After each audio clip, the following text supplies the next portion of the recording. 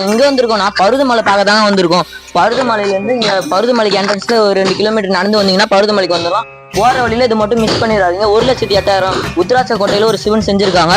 இதை மறக்காமல் பார்த்துட்டு போங்க. மிச்சம் அவங்க பருதுமலை தெரிஞ்சு அங்கே நம்ம போய் என்னென்ன இருக்குன்னு அவங்க போய் பார்க்கலாம்.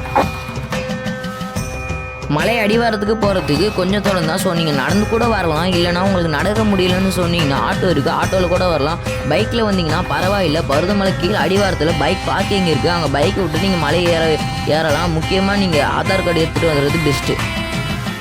இப்போ நம்ம பருவமலை ஏற ஆரம்பிச்சிட்டோம். ஸோ உங்களுக்கு பார்த்தாலே தெரியும்.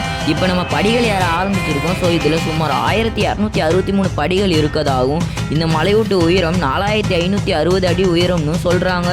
இந்த மலை எப்படி உருவாச்சுன்னா ஆஞ்சநேயர் சஞ்சீவி மலையை தூக்கிட்டு போகும்போது அந்த மலையிலேருந்து விழுந்த ஒரு பகுதியாகவும் சொல்கிறாங்க. ஸோ நீங்கள் இந்த மலைக்கு வரணும்னு நினச்சிங்கன்னா காலையில் 8 to 9 மணிக்குள்ளே பருவமலை அடிவாரத்துக்கு இருக்க மாதிரி பார்த்துக்கோங்க. ஸோ நீங்கள் நைட்டு வர தான் நினச்சிங்கன்னா டார்ச் லைட் முக்கியமாக எடுத்துகிட்டு வாங்க. பேண்ட்டு போட்டு மட்டும் ஏறாதீங்க, ரொம்பவே கஷ்டமாக இருக்குது. லோயர் போட்டு ஏறினீங்கன்னா ரொம்பவே சுலபமாக இருக்கும்.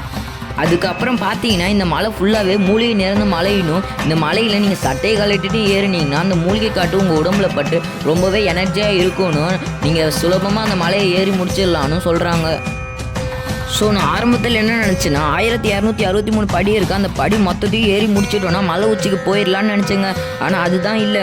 1263 படி ஏறி முடித்த பிறகுமே கல் மட்டுமே இருக்குது. அந்த பாதையை ஏறி முடிக்கணும், அதுக்கப்புறம் தான் சாமியை பார்க்க முடியும் அப்படின்னு சொன்னாங்க. சரி, நம்ம அந்த பாதையை தான் ஏறிட்டு இருக்கோம். அதுக்கப்புறம் என்ன நடக்குதுன்ட்டு பார்க்கலாம்.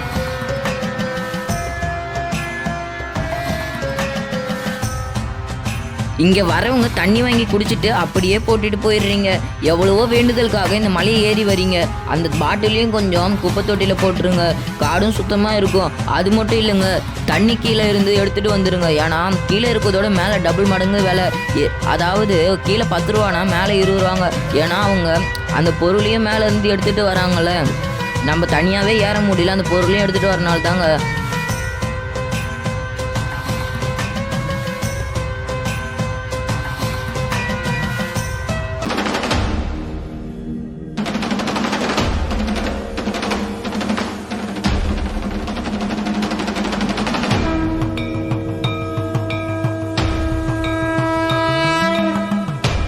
ஒரு வழியாக நம்ம கல்லுப்பாறை வழியெலாம் தாண்டி இப்போ கடப்பாறை பாதை வழியில் ஏறிட்டு இருக்கோங்க. உங்களுக்கு பார்த்தாலே தெரியும். நீங்கள் ஒரு அட்வென்ச்சரான மலை ஏறணும்னு நினச்சிங்கன்னா இந்த மலைக்கு தாராளமாக வரலாங்க.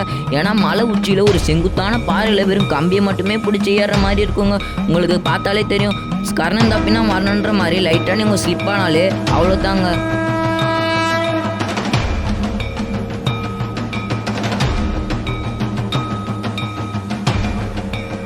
ஸோ நம்ம ஒரு வழியாக மேலே வந்துட்டோம். இவ்வளோ கஷ்டப்பட்டு வந்ததுக்கு இந்த வியூ பாயிண்ட்டு ரொம்பவே வருத்துன்னு தாங்க சொல்லணும். இந்த கோயிலில் நம்ம கையாலேயே சாமிக்கு அபிஷேகம் பண்ணலாங்க. இவ்வளவு கஷ்டப்பட்டு பார்த்துட்டு சாமியை பார்க்காம போனால் எப்படி? இதோ உங்களுக்காக.